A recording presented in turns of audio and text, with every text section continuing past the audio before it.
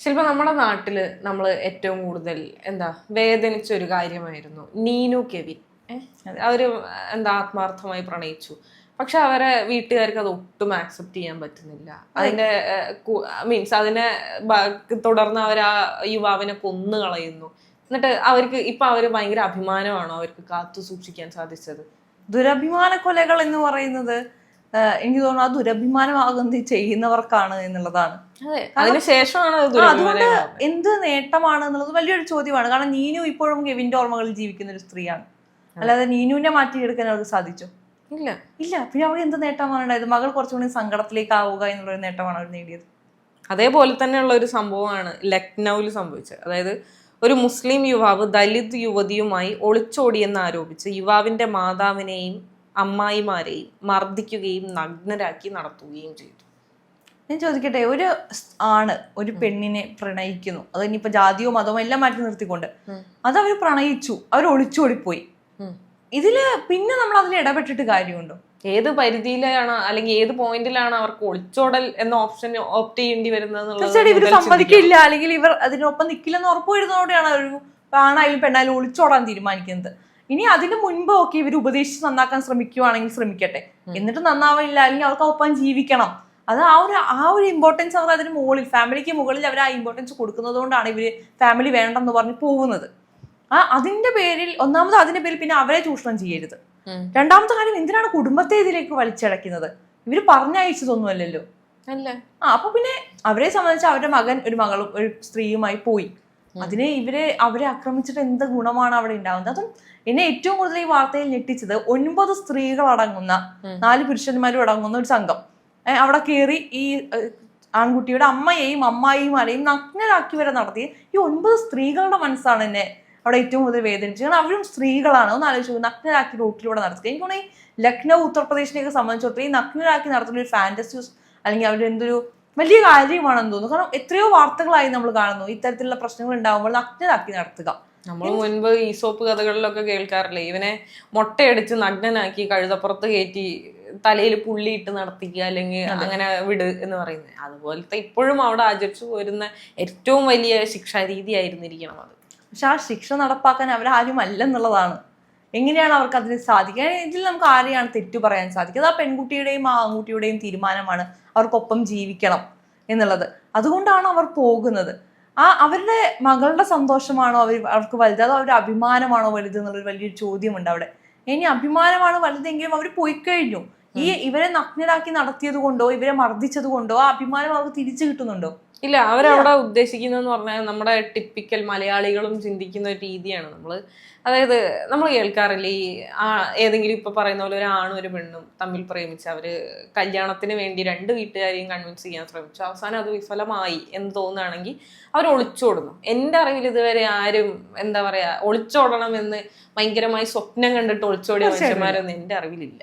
അവരുടെ സാഹചര്യത്തിന്റെ സമ്മർദ്ദം മൂലം ആണ് എല്ലാ മനുഷ്യരും ഒളിച്ചോടിയവരെല്ലാവരും തന്നെ ഒളിച്ചോടേണ്ടി വരുന്നത് എന്നുള്ളതാണ്. അപ്പോൾ ഒളിച്ചോടി കഴിഞ്ഞു കഴിഞ്ഞാൽ ഈ ഏതെങ്കിലും ഒരു പുരുഷന്റെ വീട്ടുകാരോ അല്ലെങ്കിൽ സ്ത്രീയുടെ വീട്ടുകാരോ ഓപ്പോസിറ്റ് ഉള്ളവരുടെ വീട്ടിൽ പോയി തല്ലുക, പിടിക്കുക, അങ്ങനെ ചെയ്യുമ്പോൾ അവർ കരുതുന്നത് ഇവർക്ക് വേദനിക്കുമ്പോൾ ഈ ഒളിച്ചോടി പോയവർ തിരിച്ചു വരികയും ഒന്നും വേണ്ട, എല്ലാം വേണ്ട, ഞങ്ങൾക്ക് ആർക്കും ഒന്നും വേണ്ട എന്ന് പറയും. ഞാൻ ചോദിക്കട്ടെ, അങ്ങനെ തിരിച്ചു വന്നു എന്ന് തന്നെ ഇരിക്കട്ടെ, പിന്നെ എന്താണ് അതിൻ്റെ ഒരു ഉപയോഗം? ഇപ്പൊ ഞാൻ ഒരാളുടെ കൂടെ ഒളിച്ചോടിപ്പോയി, എന്റെ വീട്ടുകാർ പോയിട്ട് ആ ആൺകുട്ടിയുടെ വീട്ടിൽ പ്രശ്നം ഉണ്ടാക്കി, അതിനുശേഷം ഞാൻ ആ പ്രശ്നം വേണ്ട, ഞാൻ കാരണം ഒരു പ്രശ്നം വേണ്ടെന്ന് ഞാൻ തിരിച്ചു വന്നു. എന്നിട്ട് പിന്നെ ഞാൻ വേറൊരാളെ കല്യാണം കഴിച്ചു എന്ന് തന്നെ ഇരിക്കട്ടെ, ഞാൻ എത്രത്തോളം സന്തോഷവതിയായിരിക്കും? അവിടെ ശില്പയുടെ സന്തോഷത്തിനല്ല പ്രാധാന്യം, പക്ഷെ എന്റെ ജീവിതം നരകിക്കാൻ പോവുകയാണ് എന്നുള്ളതാണ്. അപ്പൊ ഞാൻ നരകിച്ച് ജീവിക്കുന്നത് കാണാനാണോ എന്റെ വീട്ടുകാർ അങ്ങനെ ചെയ്യുന്നത് എന്ന് ഞാൻ ചിന്തിക്കേണ്ടി വരും. അതല്ലെങ്കിൽ ഞാൻ ആത്മഹത്യ പോലെയുള്ള മറ്റു തീരുമാനങ്ങളിലേക്ക് പോകേണ്ടി വരും എന്നുള്ളതാണ്. കാരണം നരകിച്ച് ജീവിക്കേണ്ട ആവശ്യകത എനിക്കുണ്ടോ? ഇല്ല. എന്റെ തീരുമാനപ്പുറത്ത് ഞാൻ ജീവിക്കേണ്ടതാണ്. എന്റെ വിവാഹം അല്ലെങ്കിൽ എന്റെ അത് കഴിഞ്ഞിട്ടുള്ള ജീവിതം എന്ന് പറയുന്നത് അൾട്ടിമേറ്റ്ലി ഒരാളുടെ ലൈഫിലെ ഡിസിഷനാണ്. പക്ഷെ അതിന് ഒരു പരിധി വരെ പാരന്റ്സിന് നമ്മൾ അതിൽ ഉപദേശിക്കാം, അല്ലെങ്കിൽ പാരന്റ്സ് അവർ ഒരുപാട് ജീവിതം കണ്ടവരാണെന്നാണ് പറയപ്പെടുന്നത്. അതുകൊണ്ട് അവർക്ക് നമ്മൾ ഉപദേശിക്കുകയും അല്ലെങ്കിൽ അവർക്ക് നേർവഴി കാണിച്ചു തരികയും ചെയ്യാം. പക്ഷെ അത് സ്വീകരിക്കണോ വേണ്ടയോ? അതിൽ ഈ നേർവഴി കാണിച്ചു തരുന്നത് എല്ലാവർക്കും കൂടെ തോന്നണം അത് right ആണ്. വഴിയാണ് എന്നുള്ളത്. അല്ലാതെ അത് വേറൊരു കാര്യം. അവരുടെ മാത്രം വ്യൂ പോയിന്റിൽ അത് നേർരേഖയാണ്, അതിലൂടെ എന്റെ മക്കൾ നടക്കാൻ പാടുള്ളൂ. ഇനിയിപ്പം നമ്മൾ എല്ലാ പാരന്റ്സും എന്താ പറയാ, പ്രായം കൂടി കഴിഞ്ഞു കഴിഞ്ഞാൽ എല്ലാവർക്കും മെച്യൂരിറ്റി വരും എന്നൊന്നും നിയമമോ നിർബന്ധമൊന്നുമില്ല. അല്ലെങ്കിൽ അച്ഛനും അമ്മയും ആയി കഴിഞ്ഞു കഴിഞ്ഞാൽ അവര് പറയുന്ന എല്ലാം ശരിയാണ് എന്നുമില്ല. പിന്നെ നമ്മൾ ലോകം കണ്ടത്ര ചിലപ്പോൾ നമ്മുടെ പാരന്റ്സ് ലോകം കാണണമെന്നില്ല. നമ്മൾ എങ്ങനെയാണ് മെച്യൂർഡ് ഇനഫ് ആവുന്നത്, ഒരുപാട് പേരുടെ കൂടെ സംസാരിക്കുമ്പോൾ അല്ലെങ്കിൽ ഒരുപാട് പേര് ലൈഫ് കാണുമ്പോൾ, അതായത് നമ്മൾ ലൈഫ് ലെസൺസ് പഠിക്കുമ്പോൾ ആ ഒരു പോയിന്റിലാണ് നമുക്ക് മെച്യൂരിറ്റി. അല്ലാതെ വയസ്സ് കൂടുന്നതോറും മെച്യൂരിറ്റി വരുന്നതല്ല. നമ്മൾ ഒരുപാട് സിറ്റുവേഷൻസിനെ തരണം ചെയ്ത് പോകുമ്പോൾ ചിലപ്പോൾ നമ്മുടെ ലൈഫിൽ വന്നു പോയ അത്രയും ഇൻസിഡൻസ് ഒന്നും അവർക്ക് നേരിടേണ്ടി വന്നിട്ടുണ്ടാവില്ല. ഞാനൊരു റിലേഷൻഷിപ്പിന്റെ കാര്യങ്ങളിലൊക്കെയാണ് പറയുന്നത്. ചിലപ്പോൾ അവർ ഡീൽ ചെയ്തിട്ടേ ഉണ്ടാവില്ല, അല്ലെങ്കിൽ അത്രയും മനുഷ്യരുമായി ഇടപഴകിയിട്ടുണ്ടാവില്ല. പക്ഷെ അവർ തീരുമാനിക്കുന്ന, അല്ലെങ്കിൽ ഇപ്പോൾ ഈ കല്യാണം നോക്കുന്നതിൽ ഏറ്റവും കൂടുതൽ ഇമ്പോർട്ടൻസ് പറയുന്നത് ചെക്കൻ്റെ വീട്ടുകാരെങ്ങനെയാണ്. ചെക്കൻ്റെ വീട്ടുകാരെ പോലെ തന്നെ ചെക്കൻ ഇരിക്കണം എന്ന് എന്താണ് നിർബന്ധമുള്ളത്? എന്താണ് അതിനൊരു നിർബന്ധമുള്ളത്? ഞാൻ പലപ്പോഴും ചിന്തിക്കുന്ന ഒരു കാര്യമാണ്, ചെക്കൻ്റെ വീട്ടുകാരെ നോക്കിയിട്ടാണ് കല്യാണം കഴിപ്പിക്കുന്നത്.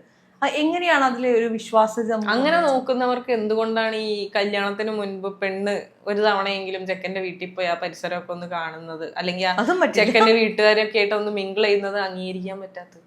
എന്തുകൊണ്ടത് നേരെ തിരിച്ചു സംഭവിക്കാൻ പാടില്ല ഇവിടെ? പക്ഷെ അത് എന്ന് പറയുമ്പോൾ നമ്മുടെ ആചാരലംഘനം, ചട്ടലംഘനം എന്നൊക്കെ പറഞ്ഞവരതിനെ അത്തരം ചിന്തകൾ, അതേ വാശികൾ തന്നെയാണ് ഈ എന്താ പറയാ, ഒരു മുതിർന്ന രണ്ട് മനുഷ്യന്മാരാണ് ഒന്നുമില്ലെങ്കിലും നമ്മൾ എടുക്കുന്ന ഡിസിഷൻസ് തെറ്റാം, അങ്ങനെയുള്ള സാധ്യത. ചിലപ്പോ ഞാൻ ഇഷ്ടപ്പെടുന്ന ആള് എന്താ പറയാ, ഒരു എനിക്ക് ചേർന്ന ആളല്ലായിരിക്കാം, പക്ഷെ എൻ്റെ ഏതോ ഒരു റോങ് പോയിന്റിൽ അല്ലെങ്കിൽ എനിക്ക് മനസ്സിലാക്കാൻ പറ്റാത്തത് കൊണ്ട് ഞാൻ സ്റ്റിൽ അയാളെ സ്നേഹിച്ചുകൊണ്ടിരിക്കുകയാണ് എന്നിരിക്കട്ടെ. ചിലപ്പോൾ എൻ്റെ പാരൻസിന് മനസ്സിലാവുകയാണ് എൻ്റെ മകൾക്ക് ഇവൻ മാത്സ് അല്ല, ജാതി മതം എന്നുള്ളതിനൊക്കെ അപ്പുറത്തേക്ക് ഇവരിനി ഒരുമിച്ച് ജീവിക്കുകയാണെങ്കിൽ തന്നെ ഇവരും ഇവളും കൂടെ ജീവിച്ചു കഴിഞ്ഞ് കഴിഞ്ഞാൽ ഇവളുടെ സ്വഭാവത്തിന് അവനും ഓക്കെ ആയിരിക്കില്ല, അല്ലെങ്കിൽ അവൻ്റെ സ്വഭാവത്തിന് ഇവളും ഓക്കെ ആയിരിക്കില്ല. ഇത് വെറുതെ ശിഥിലമായി പോകാനുള്ള ഒരു ബന്ധമാവും. അതുകൊണ്ട് കാര്യങ്ങൾ മനസ്സിലാക്കാം എന്ന് കരുതി ഉപദേശിക്കുന്നതിനെയും മാർഗദർശനം നടത്തുന്നതിനെയൊക്കെ അതിനൊരു എന്താ പറയാ ഡീസൻസി ഉണ്ട്, അല്ലെങ്കിൽ അതിനൊക്കെ ഒരു അർത്ഥം ഉണ്ടെന്ന് പറയാം. അതല്ലാതെ വെറുതെ ഈ ജാതിന്റെയും മതത്തിന്റെയും പേര് പറഞ്ഞിട്ട് അത് നടക്കില്ല, അത് നടത്തരുത്, നടത്തിയാൽ ഞങ്ങൾ മരിക്കുക അല്ലെങ്കിൽ നിന്നെ കൊല്ലും, അതൊക്കെ ഇപ്പോഴും നിലനിൽക്കുന്നുണ്ട് എന്നുള്ളതാണ്. തീർച്ചയായിട്ടും ഇത്തരം വാർത്തകൾ കാണുമ്പോൾ നമുക്ക് തോന്നുന്നത് നമ്മൾ ഈ 2025 എന്ന് വെച്ചാൽ എനിക്കൊരു ബീറ്റ തലമുറ ാണ് 2025 എന്ന് പറയുന്നത്. അത്രത്തോളം കടന്നെത്തിയിട്ടും, അല്ലെങ്കിൽ ഒരു ഇന്ത്യ എന്ന് പറയുന്നത് വൈകാണ്ട് ഒരു ഡെവലപ്ഡ് നേഷൻ ആവാൻ പോവുകയാണ്.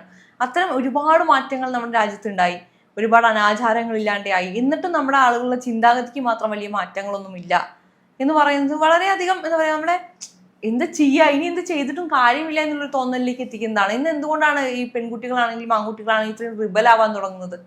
കാരണം അവരെ വീട്ടുകാരെ പറഞ്ഞ് മനസ്സിലാക്കിക്കാൻ പറ്റാത്തത് കൊണ്ടാണ്, അല്ലെ?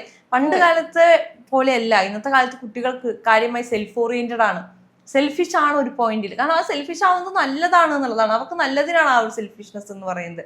പക്ഷെ വീട്ടുകാരെന്ന് പറയുന്നത് ഈ നാട്ടുകാരെന്തു പറയും, അതല്ലെങ്കിൽ വീടിന്റെ നമ്മൾ ഈ സാധനങ്ങളെ കുറിച്ചൊന്നും കൺസേൺഡ് ആവാതെ, അതായത് നാട്ടുകാരെ കുറിച്ചോ അല്ലെങ്കിൽ നമ്മളെ കുറെ പേർ നിരീക്ഷിക്കുന്നുണ്ട് അപ്പൊ അവരെ കൺവിൻസ് ചെയ്യുന്ന രീതിയിൽ നമ്മൾ ബിഹേവ് ചെയ്യണം, അത്തരം ചിന്തകളൊന്നും ഇല്ലാതെ നമ്മൾ നമ്മുടെ എന്താ പറയാ സെൽഫ് സാറ്റിസ്ഫാക്ഷനും അല്ലെങ്കിൽ നമ്മുടെ ഒരു പീസ് ഓഫ് മൈൻഡിനും അതിനൊക്കെ ഇമ്പോർട്ടൻസ് കൊടുത്തുകൊണ്ട് നമ്മൾ ജീവിക്കുകയാണ്, അല്ലെങ്കിൽ നമ്മുടെ പേഴ്സണൽ വാല്യൂസിനും കൂടെ നമ്മൾ ഇമ്പോർട്ടൻസ് കൊടുത്തുകൊണ്ട് ജീവിക്കുകയാണെന്നുണ്ടെങ്കിൽ നമ്മൾ അവിടെ റിബലായി തീരുകയാണെന്നുള്ളതാണ്. ഈ ചർച്ച എടുത്തതിന് പേരിൽ നമ്മൾ രണ്ടുപേരും റിബലാണ് എന്നുള്ളതാണ്. ഈ വീഡിയോ പബ്ലിഷ് ആയി കഴിഞ്ഞാൽ ഒബ്വിയസ്ലി നമ്മള് സംസാരിച്ചതിന്റെ അടിയിൽ വന്ന് സംസാരിക്കാൻ പോകുന്നതെല്ലാം ഇവർക്കൊക്കെ എന്താ വീട്ടുകാരോട് സ്നേഹമില്ല, അല്ലെങ്കിൽ വീട്ടുകാർ പറയുന്നത് കേൾക്കാതെ പൊട്ടിത്തെറിച്ച് നടക്കുന്ന പിള്ളേരാണ്, ആ ഒരു രീതിയിലുള്ള ആളുകൾ നമ്മളെ മനസ്സിലാക്കാൻ പോകുന്നത്. നമ്മൾ ആ ഒരു പെർസ്പെക്റ്റീവ് പറഞ്ഞു വെക്കുമ്പോൾ അതിനെ പോലും അംഗീകരിക്കാൻ അവർ തയ്യാറല്ല.